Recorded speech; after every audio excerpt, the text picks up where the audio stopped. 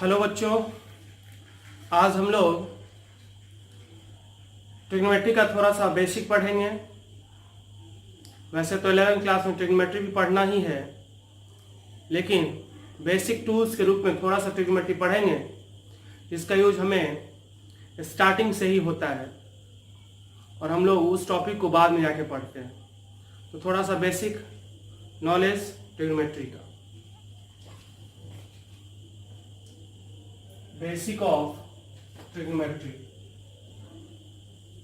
Basic of trigonometry.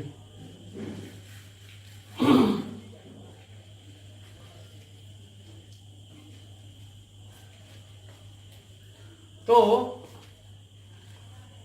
ये कोई right angle है, triangle, right angle triangle ABC, जिसमें एंगल भी 90 डिग्री है, और ये मान लेते हैं ये मेजरमेंट एंगल है थीटा। अगर ये मेजरमेंट एंगल है 90 डिग्री के सामने में जो साइड है, side opposite to right angle, तो ये है हाइपोटेन्यूज।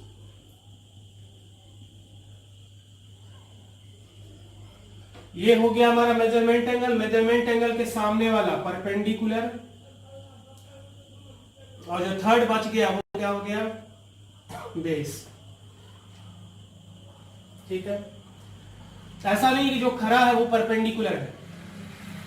थीटा अगर मेजरमेंट एंगल है तो मेजरमेंट एंगल के सामने वाला परपेंडिकुलर, 90 डिग्री के सामने वाला हमेशा हाइपोटेन्यूज, और जो थर्ड साइड बचा वो हो गया बेस। और किसी भी ट्रायंगल में अगर सपोज मान लेते हैं परपेंडिकुलर का लेंथ है P, बेस है कितना B, और हाइपोटेन्यूज है कितना H, तो हमेशा P square plus B square is equal to कितना होता है H स्क्वायर। तो H square H equal to root under P square plus कितना B square. H square H equal to root under P square plus B square, और ये positive square root है, positive square root, तो जिसका value कभी minus में नहीं होता। Root under x square is equal to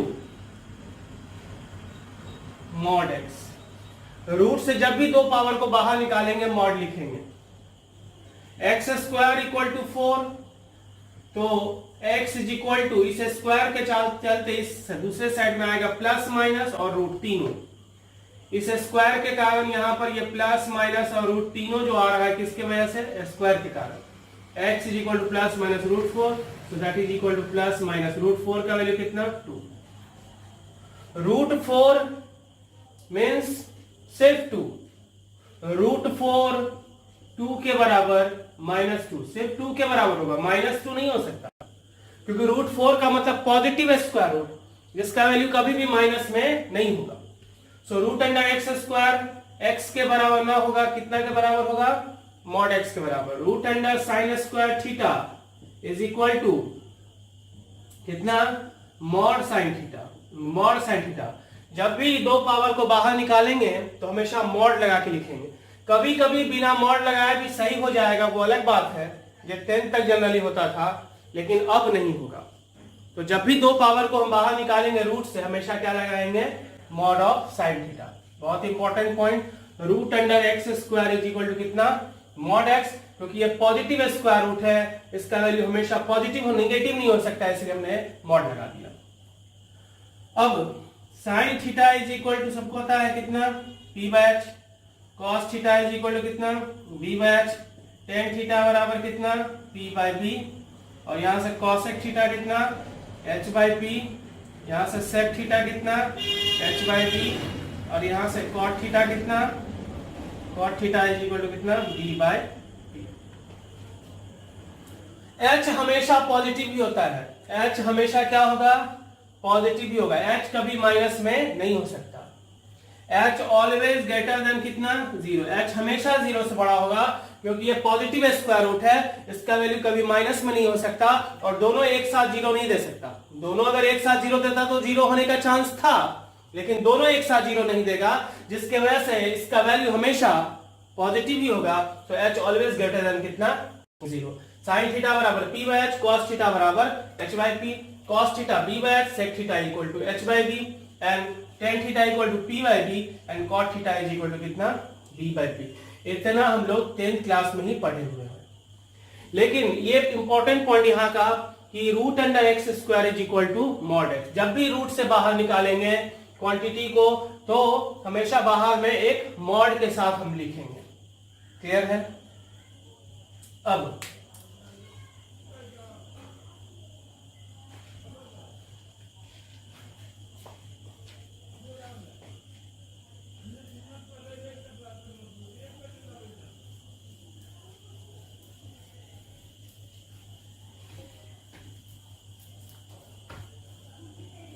sign of trigonometrical ratio,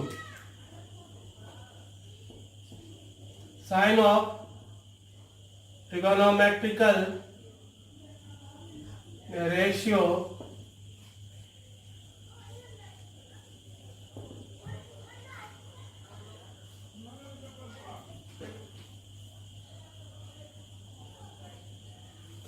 तो ये रहा sine theta, cos theta, tan theta, cot theta, sec theta and cosec theta.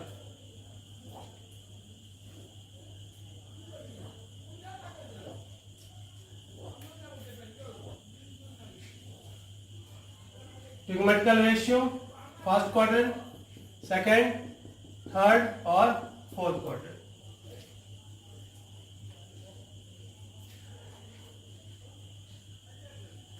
तो अभी फर्स्ट क्वाड्रेंट देखते हैं।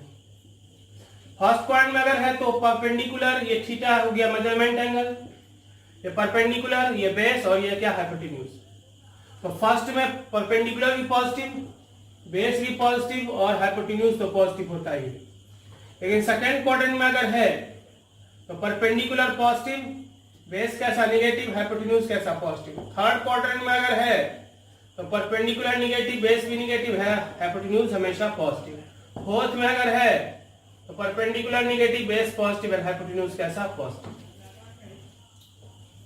क्लियर है? क्योंकि फर्स्ट क्वाड्रेंट में एक्स और वाई दोनों पॉजिटिव होता है, सेकंड में एक्स निगेटिव वाई पॉजिटिव होता है, थर्ड में एक्स और वाई दोनों निगेटिव, फोर्थ में एक्स पॉजिटिव और वाई निगेटिव। क्लियर है? अब साइन थीटा बराबर कितना होता है p बाई एच। तो फर्स्ट में p बाई एच का वैल्यू कितना होगा, p भी पॉजिटिव है, sine theta is equal to कितना p by h, cos theta कितना b by h, tan theta कितना p by b, cot theta कितना b by p, sec theta कितना h by b and cosec theta कितना h by p। तो p by h का value sine theta होगा। तो first में p और h दोनों पॉजिटिव है इसलिए पॉजिटिव होगा, सेकेंड में p और h दोनों पॉजिटिव इसलिए पॉजिटिव होगा, थर्ड में p निगेटिव है h positive, negative by p by h, negative है पॉजिटिव निगेटिव, फोर्थ में p negative h positive negative. cos theta देखते हैं, cos थीटा कितना होता है b by h।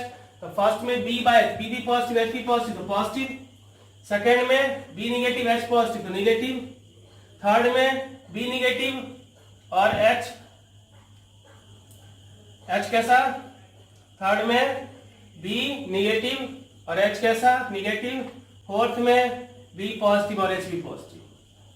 Tan theta equal to कितना p बाय b पॉजिटिव है positive, second में p बाय b पॉजिटिव है निगेटिव, थर्ड में p बाय b निगेटिव है निगेटिव, फोर्थ में p बाय b पॉजिटिव है निगेटिव। और इसी तरह से फिर वही हो जाएगा, जब साइन पॉजिटिव है तो कॉसेक भी होता है 1 बाई साइन, ये भी पॉजिटिव, प्लस माइनस माइनस, या चेक कर सकते हो सेक थीटा कॉस के हिसाब से, प्लस माइनस माइनस प्लस, और कॉट थीटा इसके हिसाब से। तो फर्स्ट में क्या है, ऑल पॉजिटिव। फर्स्ट क्वाड्रेंट में क्या हो गया, फर्स्ट क्वाड्रेंट का मतलब क्या, ये 0 डिग्री है, ये 90, ये 180, ये 270 और ये 360। एंटी क्लॉकवाइज में पॉजिटिव एंगल बनता है, क्लॉकवाइज में कैसा एंगल निगेटिव, तो ये हो जाएगा माइनस पाई बाई 2, ये माइनस पाई, ये माइनस 3 पाई बाई 2 और ये माइनस 2 पाई। ये फर्स्ट, ये सेकेंड, ये थर्ड और ये फोर्थ। फर्स्ट क्वाड्रेंट में ऑल पॉजिटिव है। फर्स्ट में सारे का सारा वैल्यू क्या है? पॉजिटिव, यानी एंगल जब फर्स्ट क्वाड्रेंट में होगा तो ए फॉर ऑल पॉजिटिव। अगर एंगल फर्स्ट क्वाड्रेंट में है तो सारा ट्रिग्नोमेट्रिकल रेशियो क्या होगा? पॉजिटिव। सेकेंड में क्या सब पॉजिटिव है? साइन और कॉसेक, तो S for sine, sine positive तो कॉसेक भी पॉजिटिव, ये पॉजिटिव के लिए लिख रहे हैं। थर्ड में क्या है? टेन और कॉट, तो थर्ड में टेन पॉजिटिव है। और फोर्थ में क्या है? कॉस और सेक, तो फोर्थ में सी से C for cos, cos positive है तो सेक भी positive. ASTC after school to college, after school to college, A for all positive. First में सारा पॉजिटिव होगा। अगर एंगल सेकंड क्वाड्रेंट में होगा तो साइन और कॉसेक पॉजिटिव होगा, बाकी का 4 निगेटिव होगा। अगर एंगल थर्ड क्वाड्रेंट में है तो टेन और कॉट पॉजिटिव होगा, बाकी सब निगेटिव होगा। अगर एंगल फोर्थ क्वाड्रेंट में है तो कॉस और सेक पॉजिटिव होगा, बाकी सब निगेटिव होगा। क्लियर है?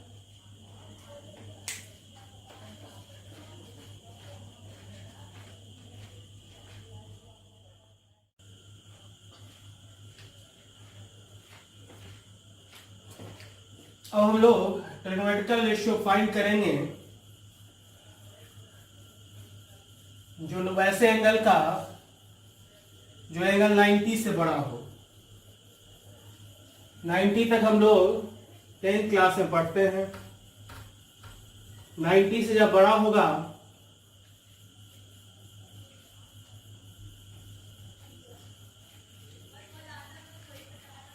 ट्रिग्नोमेट्रिकल रेशियो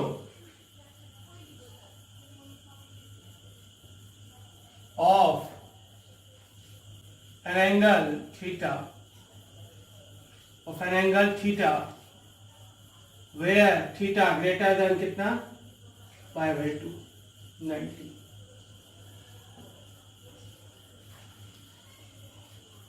तो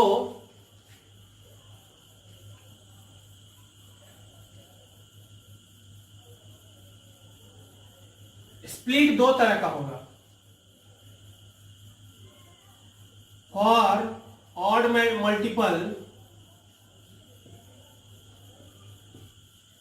of pi/2 sine and cos आपस में इंटरचेंज करेगा, टेन और कॉट आपस में इंटरचेंज करेगा, सेक और कॉसेक आपस में इंटरचेंज करेगा।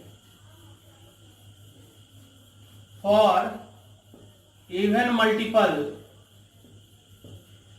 ऑफ pi/2 और मल्टीपल ऑफ पाई, इस केस में क्या होगा?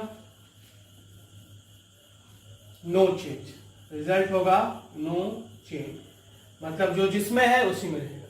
जैसे साइन 120 डिग्री है तो सबसे पहले हम लोग इसको लिख सकते हैं दो तरीके से। एक तो साइन 90 + 30 और दूसरा लिखेंगे साइन 180 माइनस कितना? 60।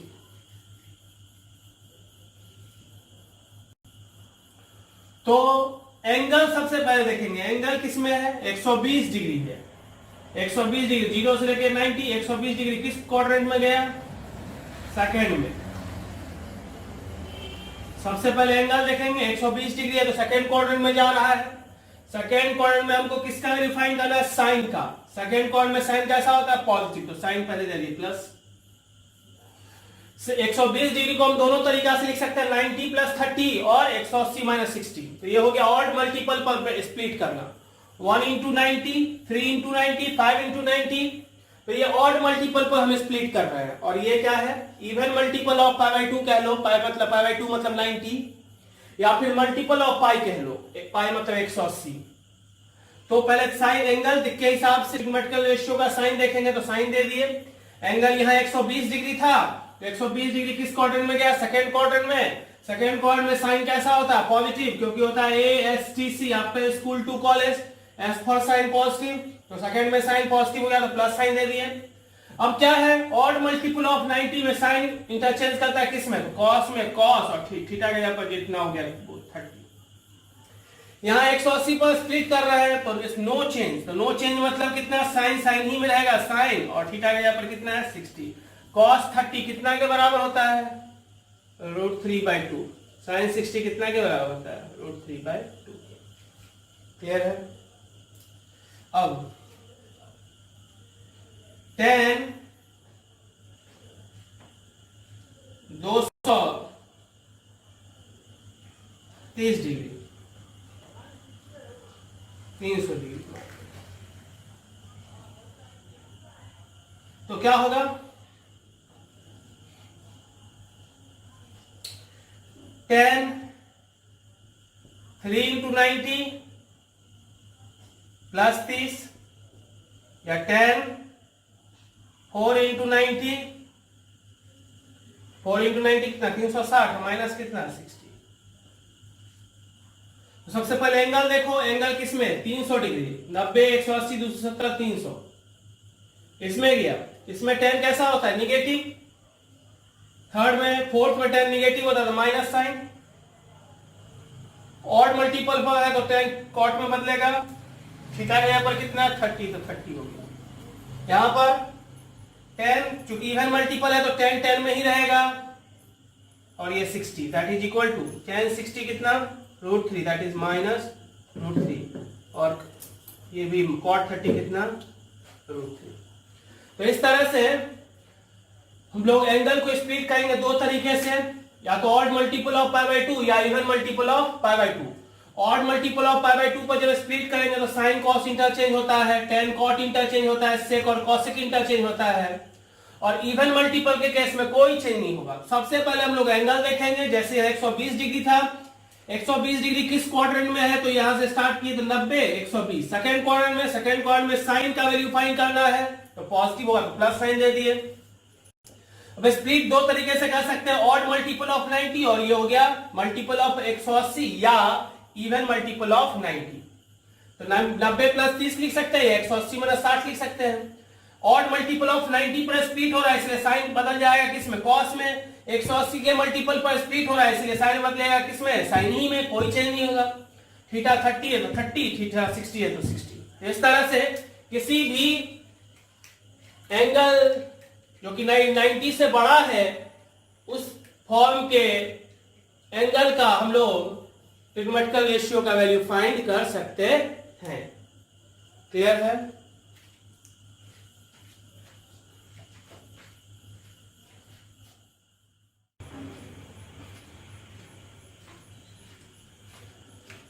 अब इसके बाद हम लोग थोड़ा कंपाउंड एंगल देखते हैं, फिर रेंज देखेंगे और फिर मोनोटोनिसिटी। फिलहाल इतना ही हम लोग पढ़ेंगे, बाकी 11th में जो ट्रिग्नोमेट्री आएगा तो उस समय फिर पढ़ेंगे। Compound angle, sine A plus B, cos A plus B और tan A plus B। Sine A plus B बराबर sine A plus sine B नहीं होगा, क्या होगा? Sine A into cos B plus cos A into sine B। Minus रहेगा तो minus, plus रहेगा तो plus. Cos A plus B होता है cos A into cos B minus sine A into sine B। Plus रहेगा तो minus और minus रहेगा तो plus. tan A plus B होता है tan A plus tan B by 1 minus tan A into tan B। Plus रहेगा तो ऊपर प्लस नीचे माइनस, माइनस रहेगा तो ऊपर में माइनस और नीचे में प्लस। जैसे साइन 120 tan 135 tan 75 सपोज,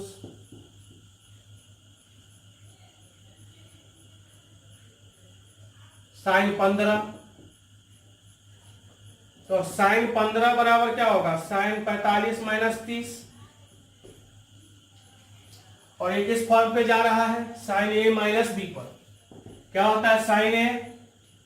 ये A हो गया, ये B, sine A minus B, तो sine A into cos B minus cos A into sine B, 1/√2 into cos 30 √3/2 minus cos 45 1/√2 into sine 30 1/2। LCM कितना हो गया 2√2, ऊपर कितना हो जाएगा √3 माइनस कितना 1। वैसे ही tan 75 कितना होगा tan 45 प्लस 30, जो कि tan a प्लस बी के फॉर्म पे जा रहा है। और tan a प्लस बी का फॉर्मूला क्या होता है tan a plus tan b by 1 minus tan a into tan b। So 1 plus 1/√3 upon 1 minus 1/√3, that is कितना √3 प्लस 1 अपॉन √3 माइनस 1। तो इस तरह से कंपाउंड एंगल में हम लोग ट्रिग्मेटिकल रेशियो का वैल्यू फाइंड कर सकते हैं। इसलिए 3 फॉर्मूला हम लोग को याद रखना है और इससे हम लोग वैल्यू फाइंड कर सकते हैं।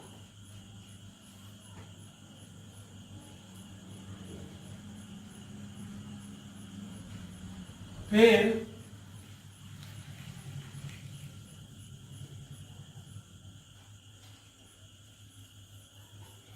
Range of trigonometrical ratio, range of trigonometrical ratio, ये ट्रिग्मेटिकल रेशियो है और उसका रेंज।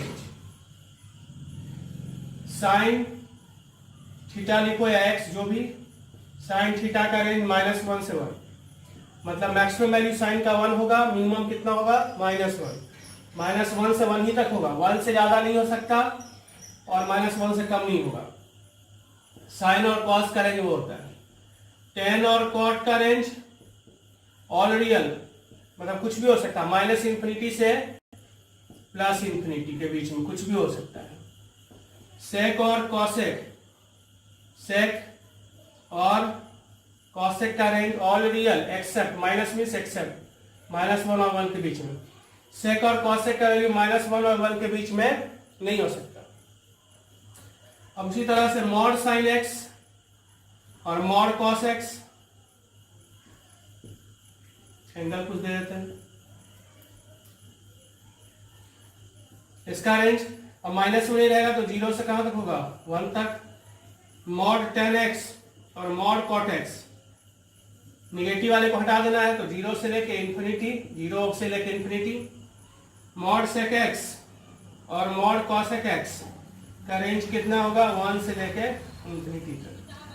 साइन और कॉस का रेंज है -1 से 1, इसका मतलब क्या हुआ कि साइन और कॉस का मैक्सिमम वैल्यू 1 होगा, मिनिमम वैल्यू -1 होगा। 1 से ज्यादा इम्पॉसिबल है, -1 से कम इम्पॉसिबल है।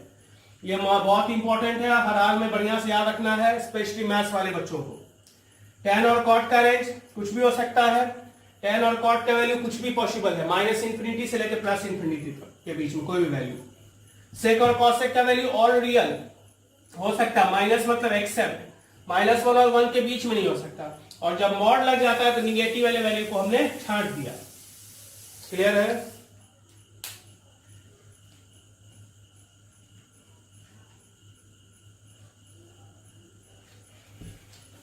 इसके अलावे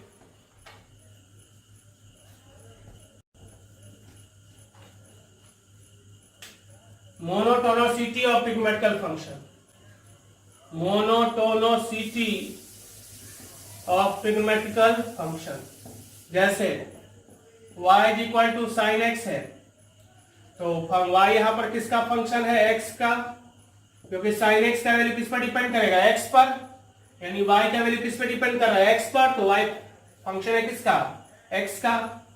तो मोनोटोनिसिटी का मतलब इंक्रीजिंग कहां पर होगा, डिक्रीजिंग कहां पर होगा, तो ये डिसाइड कौन करता है, dy/dx, और ये बराबर क्या हो गया cos x। अब cos x हमेशा ना तो हमेशा पॉजिटिव होता है ना ही हमेशा निगेटिव होता है, तो इसका वैल्यू डिपेंड किस पर करता है, क्वाड्रेंट पर। फर्स्ट में cos होता है पॉजिटिव तो डेरिवेटिव क्या होगा पॉजिटिव, इसीलिए क्या होगा इंक्रीजिंग। सेकेंड में cos माइनस में होता है इसीलिए डिक्रीजिंग। थर्ड में cos माइनस में इसलिए डिक्रीजिंग।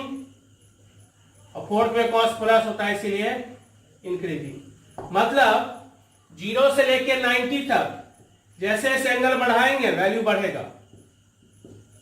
फिर सेकेंड में π/2 से पाई में जैसे जैसे एंगल बढ़ेगा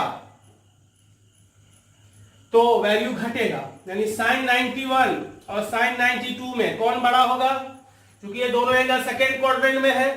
सेकेंड क्वाड्रेंट में फंक्शन कैसा है? डिक्रीजिंग, मतलब एंगल जब बढ़ेगा तो वैल्यू घटेगा। इसका मतलब sin 91 बड़ा है कि sin 92 बड़ा है? sin 91 बड़ा है किससे? sin 92 से। लेकिन sin 53 और sin 54 में कौन बड़ा होगा? दोनों एंगल फर्स्ट क्वाड्रेंट में है। फर्स्ट क्वाड्रेंट में साइन कैसा होता है? इंक्रीजिंग फंक्शन होता है। तो इस तरह से जिसका एंगल बड़ा होगा वो वैल्यू बड़ा होगा। और इस तरह से सारे किसी भी ट्रिग्नोमेट्रिकल फंक्शन का डेरिवेटिव निकालेंगे, उसका साइन स्कीम खींचेंगे और उसके हिसाब से हम सारे फंक्शन का मोनोटोनिक बिहेवियर, मतलब कहां पर वो इंक्रीजिंग होगा और कहां पर डिक्रीजिंग होगा, ये हम निकाल सकते हैं। क्लियर है? तो इसी के साथ हम लोग का ये जो बेसिक टूल्स था वो समाप्त हुआ। अब अगले क्लास से हम लोग कोई भी टॉपिक पढ़ सकते हैं, ट्रिग्नोमेट्री पढ़ सकते हैं, अलजेब्रा पढ़ सकते हैं, कैलकुलस पढ़ सकते हैं, जो मन में आए। लेकिन इतना इंपॉर्टेंट है, अगर इतना हम लोग सीख गए तो फिर कहीं पे कोई दिक्कत नहीं होने जा रहा है। एक बार लास्ट में फिर से बता दें कि 10th और 11th 12th और कंपटीशन, 10th से कंपटीशन में जब हम जाते हैं, कंपटीशन लेवल पे जब तैयारी करते हैं +2 का, तो बहुत ही का गैप आता है। उस गैप को फिल करने के लिए जो हमने बेसिक टूल्स पढ़ाया है वो बहुत ही इंपॉर्टेंट है। ये दिमाग में होना चाहिए, ना कि 10th में जैसे जनरली बच्चे रट लेते हैं, मार्क्स ले आते हैं, तो उस तरह से पढ़ने से कोई फायदा नहीं होगा। समझ के इसको समझना है, पढ़ना है। जहां पे दिक्कत होगा बार बार इस वीडियो को देखना है, बार बार इसको पढ़ना है, और जहां दिक्कत होगा वहां पे पूछना है। Thank you.